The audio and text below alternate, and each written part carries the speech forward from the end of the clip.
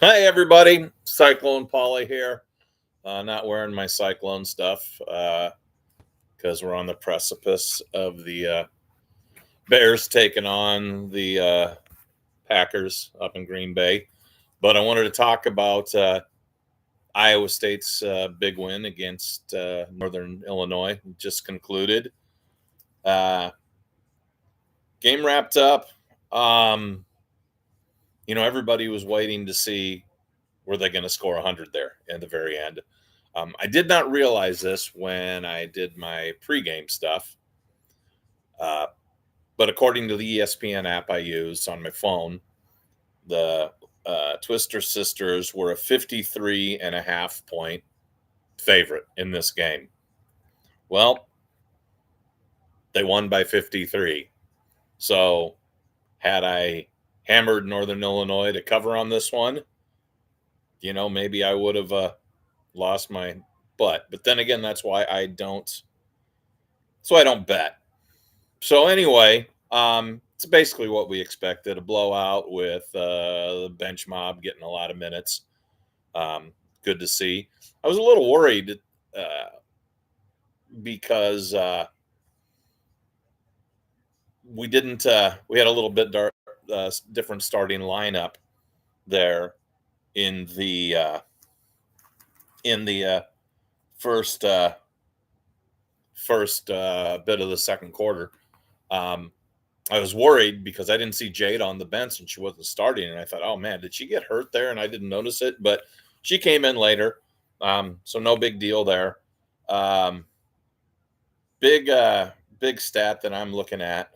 And at halftime, there were 17 assists on 20 made baskets. That's just fantastic.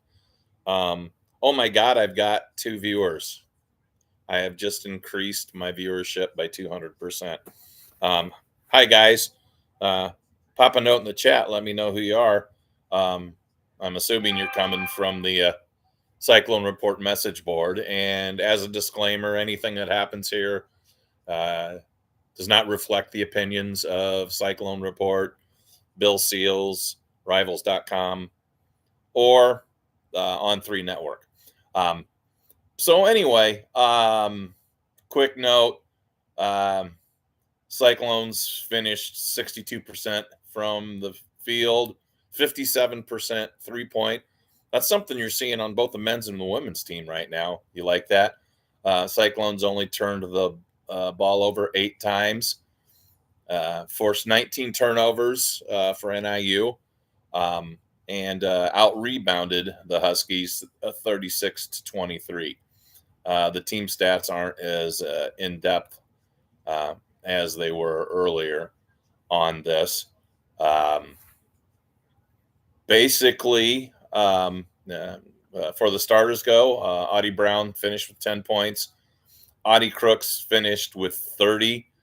Let's face it, she probably could have scored 70 if they wanted to in a game like this. Jade Williams finished with 7 points. Adriana Jackson, 9 points. Kenzie Hare, 9 points. Alicia Williams off the bench scored 14. And then we had quite a few other players, that scored as well. Looks like everybody but Tanky scored in this game, which is cool. Couple of notes I took that just during the game, and keep in mind I'm not a professional at this, but just some observations. The first thing is has Audie been practicing that Dirk drop step fadeaway with mommy? Because she's doing that a lot now. It's kind of fun to watch. Audie was in double figures, 356 in the first quarter.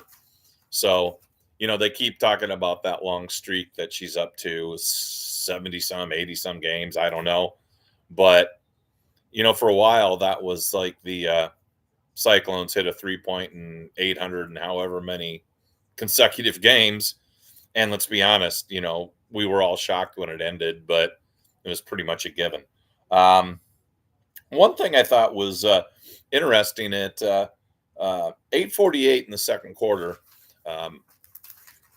I don't know if this has happened before. I watch them a lot, but I don't watch every single minute, that they're playing, but most of it. We had both Williams and Crooks in at the same time. Makes me wonder, is that something where Bill was just trying something out, for uh, conference play where, maybe we need a little bit taller presence? I think Polk was in there too. So that's a pretty tall lineup for the Cyclones to be going on in there. But anyway, um, like I said, halftime, 17 assists on 20 made baskets. Um, they, oh, there we go, team stats. So on 37 made baskets for the game, the Cyclones had 30 assists. And there was a couple where maybe, and I don't know how they officially do the assists, but my understanding is you take one dribble and it takes away the assist. And there was a couple of them in there. Anyway, that's just a great stat. Show what they're doing offensively, passing the ball. Another observation, just in general, Lisa Williams, she's heads and tails better than she was last year, especially offensively. She was always a pretty decent defensive player, but what she's doing on offense when she comes in and spells Audie, got a little scary there for a second when she looked like she maybe hyperextended her knee a little bit. But anyway, that's basically it. That's what we expected. A blowout. Nobody got hurt. I thought for a while there that we were going to foul out the entire starting lineup of Northern Illinois, but they hung tough. Teams have to go through that. It was interesting to see that big contingent from Waukee there with one of the local girls playing for Northern Illinois. But anyway, 105 to 52, a half a point from covering the spread. So, I guess, yeah, Northern Illinois covered. So, actually, my statement at the beginning of this was wrong. Yeah, you should have hammered on Northern Illinois to cover. One more basket there at the end would have got it. So anyway, I'm just doing this for gits and shiggles. Obviously, a game like this, nobody really cares about. But we've got basketball hate week coming up. Win one of those two games against the Hawkeyes, and we've sewn up the Cy-Hawk series for the year. I can't believe it hasn't been sewn up already, but I don't do math.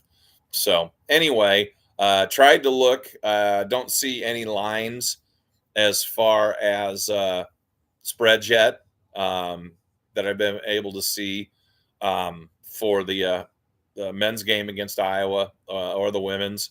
I do have a buddy that's he's a Cyclone fan, but he cheers for the Hawks when they're not playing the Cyclones. But he said after that game against Purdue, he anticipates that the pucker factor in Iowa City is up to about 99%. So anyway, appreciate the two of you that joined me and the one of you that's still here. That's it for now.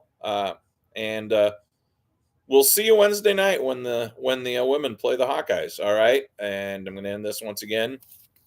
Go Bears.